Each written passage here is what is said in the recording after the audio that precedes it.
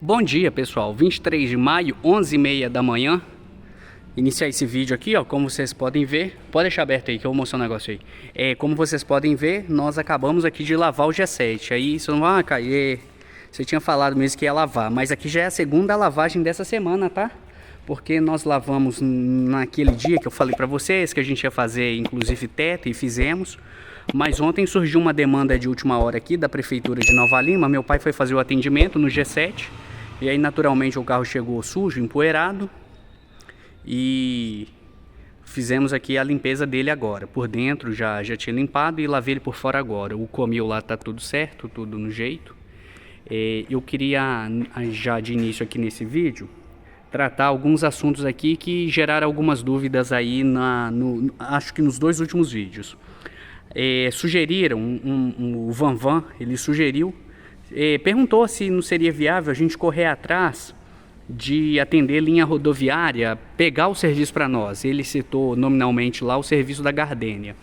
Aí o que eu gostaria, e aí até esse comentário dele rendeu lá várias respostas, muita coisa em cima desse comentário. E o que eu queria explicar para vocês aqui nesse sentido? A primeira coisa, esse serviço de linha, ele pertence ao governo. Se for linha interestadual, pertence ao governo federal, no caso a NTT. Se for linha dentro do estado, aqui no estado de Minas Gerais, pertence ao DR. E aí o que acontece? As empresas que operam, elas têm uma autorização para explorar aquele serviço, o que eles chamam de concessão. No caso da Gardênia lá, ela efetivamente saindo do serviço, o serviço volta a pertencer exclusivamente ao DR, e o DR vai conceder a concessão a outra empresa. Eu não sei falar qual que seria o procedimento legal para isso aí. Eu imagino que seria uma licitação. Mas talvez pela demanda, pela urgência da situação, o DR conceda as linhas a alguma empresa especificamente. E aí o que acontece? Hoje a nossa situação, que eu venho mostrando para vocês diariamente, somos 2 carros, estamos numa garagem que não nos pertence. E uma operação rodoviária, pessoal, ela é bastante onerosa. Obviamente, se tem empresas até brigando para ter aquele serviço, óbvio que é alguma coisa que vai trazer um retorno no financeiro, isso aí não tenha dúvida. Mas o que eu vejo? A linha rodoviária, a empresa tem que ter uma estrutura considerável para suportar aquela demanda, para atender aquela demanda. E com sinceridade, não é o nosso caso, não é mesmo. Então assim, seria sensacional? Seria, mas a gente tem que saber também onde que a gente está pisando. E aí, quem me dera ter a condição de assumir linhas. E outra coisa, com sinceridade, vocês acham que esse bolo aí vai ficar aí dando sopa? Vocês não acham que já tem grandes grupos aí brigando? A Gontijo está operando lá de maneira, no atendimento de urgência, né? Provisório, um atendimento provisório, mas vocês acham que ela não está brigando para ficar com essa linha? Eu sei de outra empresa grande da nossa região aqui, que também está aí na luta aí para conseguir aquelas linhas, e a realidade do nosso setor é basicamente essa. O pessoal está só esperando o defunto cair, para montar aí no que sobrou da herança, né? No caso, as linhas. Então, beleza, explicado, né? Eu espero ter explicado essa situação aí, que seria sensacional, mas não é o nosso caso, infelizmente, nesse momento. Inclusive, para ilustrar, vocês aí devem acompanhar o canal Foca na Viagem, do Foca, né? Ele mostrou o retorno da operação da linha Rio-Parnaíba, lá no Piauí, se eu não estiver enganado. E vocês, quem assistiu o vídeo, viu que o carro saiu do Rio de Janeiro e até Vitória, 4 passageiros. Em Vitória embarcaram, parece que mais 4, e aí seguiu a viagem. Vocês acham, e ele até falou lá nos vídeos, que a passagem custou R$800, 800 e alguma coisa. Então vamos arredondar aqui para 10 passageiros. Vocês acham, com sinceridade, que R$8.000 vai cobrir o custo de uma viagem aí que vai dar em torno de 2.500, 3.000 quilômetros? Então assim, ó, quem tem uma linha rodoviária, como eu já disse aqui, é bastante onerosa, tem que ter uma estrutura, principalmente no caso da Itapemirim, que está retomando o serviço, até um negócio embalar, ela tem que manter o carro rodando, porque se tem horário registrado na NTT, não é o caso, por exemplo, parecido com a Buser, que se tiver pouca demanda no horário, ela cancela o horário. Não mesmo. tem que sair o horário. O que eu vejo algumas empresas fazendo, vamos supor que ela tem aí uns 4 horários à noite. E aí o que ela faz? Tem um horário que está muito vazio, ela começa a remanejar o pessoal para os horários anteriores, os horários posteriores, o passageiro é atendido de toda maneira. E aí de repente ela consegue segurar um carro ali e não ter o custo daquela operação. Mas de um modo geral, uma operação rodoviária aí é bem onerosa mesmo. Alguém comentou comigo que tinha um estudo lá na Gontijo que em 6 datas no decorrer do ano ela tinha lucro, ela ganhava dinheiro. E no restante do ano é para manutenção mesmo do dia a dia. A segunda coisa que me questionaram, eu fui falar lá do pneu furado do Comil e me falaram, você não pensa em colocar rodoar? Umas 3 ou 4 pessoas me questionaram. Com sinceridade, nunca pensei nessa possibilidade, nunca. E aí eu até respondi a essas pessoas que eu nesse caso eu teria que sentar com alguém que tem o rodoar que fosse me explicar qual que é o custo-benefício de ter o rodoar, beleza? Então nesse momento sinceramente não penso nisso, não é um negócio que a gente pensa. A terceira coisa que eu até pedi meu pai para deixar aberto aqui a tampa aqui do capô, o pessoal questionou sobre sirene de ré. E eu já tinha uma desconfiança, eu falei com as pessoas que eu tinha que olhar a ligação, e olhando aqui, pessoal, esse carro efetivamente não tem o dispositivo instalado. Inclusive eu fiz uma pesquisa e é obrigatório em tratores e veículos de carga, caminhão.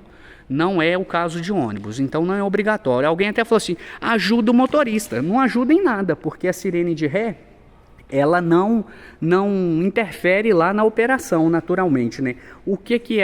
Qual que é a funcionalidade dela? É servir de alerta para, em caso de manobra, o ônibus dando uma ré, nenhum pedestre atravessar aqui por trás do ônibus.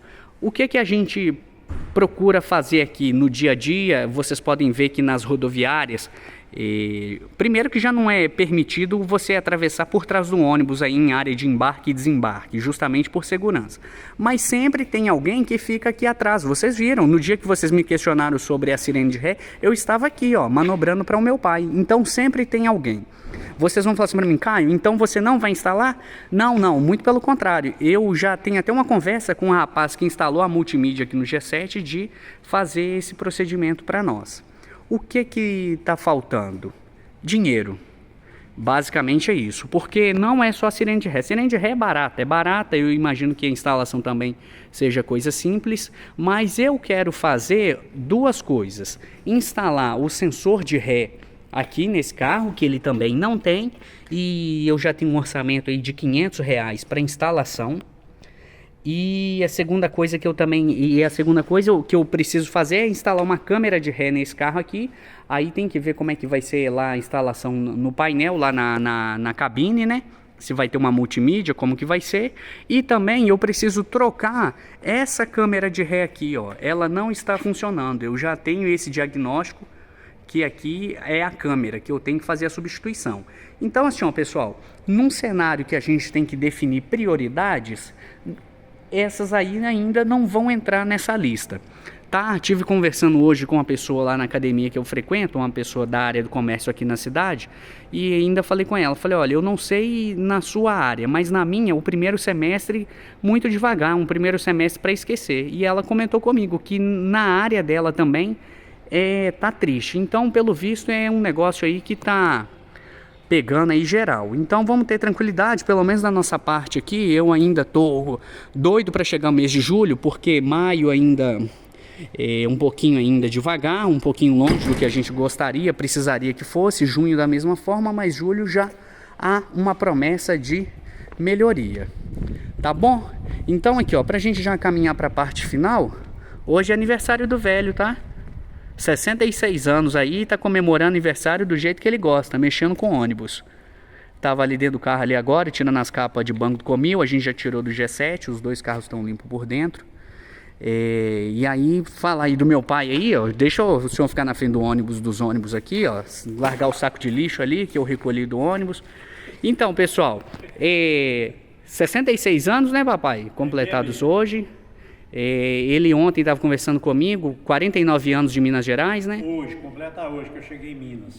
E a gente está aqui no estado de Minas, pessoal. Começou essa semana um pouquinho de frio, mas esses dias para trás aí tava um tempo bem quente, bem calor. Agora mesmo tá bem calor.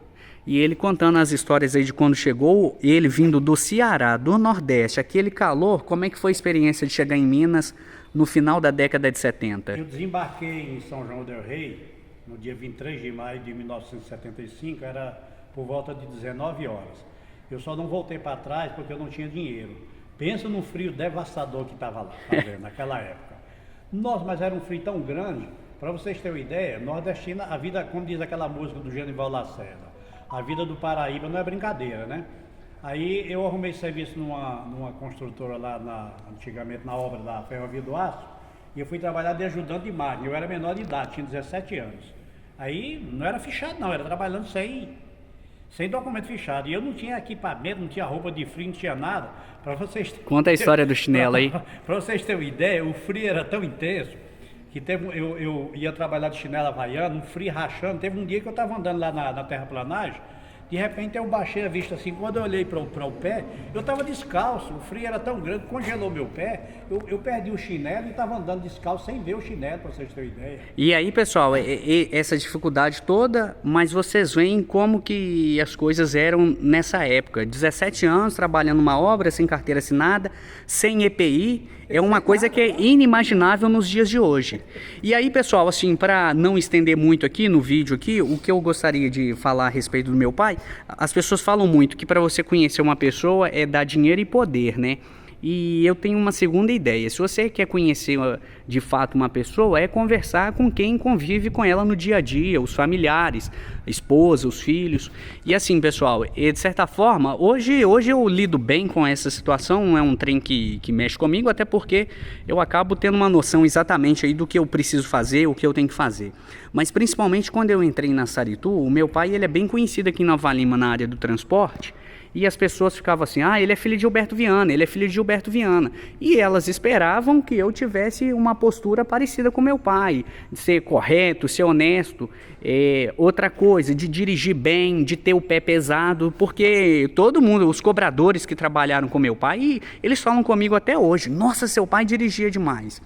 E teve uma experiência muito engraçada comigo no início de Saritu, início mesmo. Eu cheguei um dia de noite na garagem, para entregar o carro, e aí o senhor que fica lá na garagem recolhendo o acerto nos carros, virou para mim e falou assim, você é filho de Gilberto Viana, né? Eu falei assim, sou sim. Aí ele falou assim, então tá explicado porque você é gente boa, e completou, e olha que eu não gosto de crente, hein? Glória a Deus. Então, pessoal, meu pai deu, pela misericórdia do Senhor, e ele mesmo aí já agradecendo a Deus, deu um bom exemplo como profissional, como pessoa e como cristão. Então, olha a carga aí que eu carregava. Meu pai foi professor de escola dominical muitos anos, então tem muita gente que fala comigo, nossa, seu pai me ajudou muito, ele usou uma frase, um ensinamento, alguma coisa no decorrer da aula que eu nunca esqueci, que acrescentou muito para mim. Diversos motoristas hoje que trabalham aí no coletivo, no fretamento, são pessoas que foram cobradores do meu pai e que o primeiro contato dirigindo foi com meu pai. Meu pai deixava dirigir, claro que era uma outra época, o cara já tinha categoria D e estava doido para ter uma oportunidade. Onde que era a oportunidade de treinar? Era com os motoristas antigos, então meu pai sempre deu. Eu deixei dirigir, muitos cobradores eu deixava dirigir, pode até ser um lado de irresponsabilidade, de certa forma sim. Mas o cara já dirigia e ele não tinha habilitação. E eu deixei muitos deles... E com os carros vazios, sem passageiros. Inclusive a Caio. Inclusive minha mãe, eu não sei em quem que minha mãe queria bater mais. E eu fazia uma escolar aqui pela empresa à noite, e eu levava ele comigo, na hora que voltava com o carro vazio, eu deixava ele dirigir, entendeu? Mas, gente, tudo isso que o cara está contando aqui, olha... É uma outra época. Eu devo único e exclusivamente ao Senhor Jesus, porque a Ele toda a honra e toda a glória. Como está escrito, sem Ele nada se pode fazer. E antes que vocês venham nos cancelar aí, era uma outra época, pessoal. Era uma outra época, não tinha esse aborrecimento que tem hoje aí. No dia que meu pai deixou de dirigir ônibus a primeira vez, eu não sei em quem que minha mãe queria bater mais, se era nele ou se era em mim, porque eu estou fazendo de tudo para incentivar ele a estudar, e você põe ele para dirigir, e de fato hoje está aí, né, essa situação que a gente vive. Para finalizar, pessoal, outra coisa que eu queria falar a respeito do meu pai aqui, Às vezes as pessoas acabam sendo intransigentes, têm uma ideia e não arreda o pé, aquilo ali, pronto, acabou. Eu até acho, e eu falo isso com ele, que ele tem até um tom de teimosia aí também, de querer meio que fazer as coisas do jeito dele, mas assim, ó, o fato da gente estar nesse ponto aqui hoje significou mudança de opinião do meu pai, porque quando a gente falou em abrir empresa, ele não era favorável, quando falei em comprar ônibus, ele também não era favorável. Então, assim, ó, depois para pensar, raciocinar, ver que de repente pode ser uma boa ideia, qual que é o problema de você voltar atrás? Falar, opa, peraí. Então é saber ouvir, igual no meu caso aqui, eu falo isso muito com meu pai. Quando a minha irmã veio trabalhar com a gente, eu acredito que ela acrescentou muito, que ela veio com ideias novas que de repente nem meu pai nem eu estávamos tendo. Então, uma característica para quem quer ter um negócio é saber ouvir e entender que não é dono da razão, não é dono da razão. É até um desafio para nós aqui no nosso dia a dia, de repente a gente separar as coisas. Por exemplo, que o meu pai aqui na empresa é meu sócio, não é meu pai. Ele, quando ele está dirigindo, ele é um motorista da empresa, mas que ele é o dono do negócio. Então, alguns desafios que a gente vai aprendendo ao longo do dia aí e vai crescendo, vai amadurecendo com isso tudo. Está escrito na Sagrada Escritura o seguinte, que por muitos conselhos se estabelecem os projetos. Então, é muito importante você realmente dar ideia, ou melhor, dar ouvido a outras pessoas, porque às vezes a pessoa que está de fora, ele costuma ter uma visão diferente. E aí se a gente tiver a humildade de ouvi-lo, pode realmente tomar outro rumo, um rumo bem positivo. E aí, pessoal, para finalizar ainda nesse tema do aniversário do meu pai aqui, eu entendo perfeitamente aquelas pessoas que, eu cheguei numa idade, eu não quero arriscar mais, eu quero só curtir aqui os meus últimos anos de vida com tranquilidade. Eu entendo perfeitamente. Mas, pessoal, aqueles que estão dispostos a correr um pouco mais de risco, naturalmente a chance de ser bem sucedido é maior também. E é o exemplo do meu pai, ele é aposentado, com a van nova, quitada, na porta de casa, poderia simplesmente ficar tranquilo naquilo ali e seguir a vida, mas aí, no entanto, topou o desafio de trabalhar com ônibus. A gente começou com o G6 lá, que vocês sabem bem, o início lá no 1007, e hoje olha o cenário que nós estamos aqui e com a certeza que a gente está no início da nossa caminhada. Então, assim, ó, você que está assistindo esse vídeo aí, que tem um sonho, que tem um desejo, cara, não fica olhando para obstáculo de idade, de tempo. É claro que as circunstâncias muitas das vezes nos limitam, mas assim, ó, procura primeiro entender qual que é o plano de Deus para sua vida. Porque tem muita gente que eu fico vendo aí dando murro em ponta de faca e fala que Deus não abençoa e que não tem sorte. Mas às vezes a pessoa está fazendo algo que não é o que Deus tem preparado para a vida dela.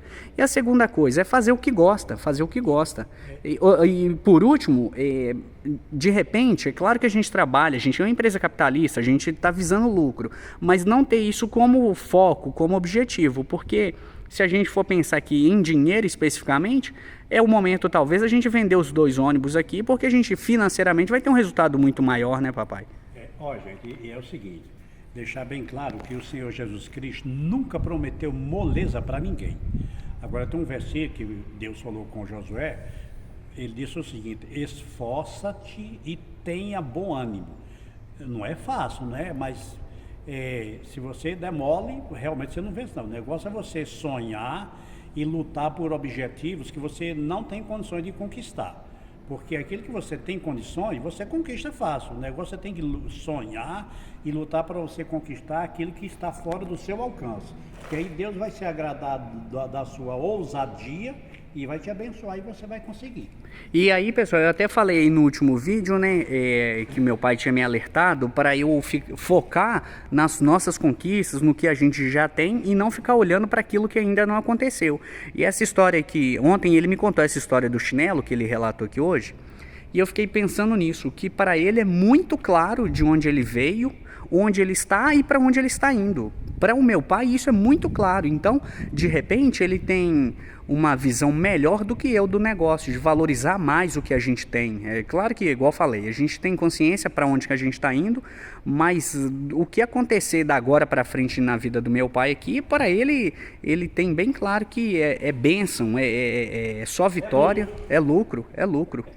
Beleza, pessoal? Então é isso aí. Fica firme com a gente aí, não se esqueça de se inscrever no canal. Eu falei com vocês aí da questão do YouTube no último vídeo, e aí no vídeo deu um acréscimo considerável no número de inscritos. Então você que acompanhou a gente até aqui ainda não é inscrito, se inscreva. Você que já é inscrito, confere aí se você tem inscrito, se o sininho das notificações está acionado para você não perder nenhuma novidade. E vamos em frente, tá bom? Semana que vem tem viagem nos 2 carros e aí, naturalmente, é aquela correria que eu vou trazer aqui para mostrar para vocês. Deus abençoe cada um de vocês, um abraço e até o próximo vídeo.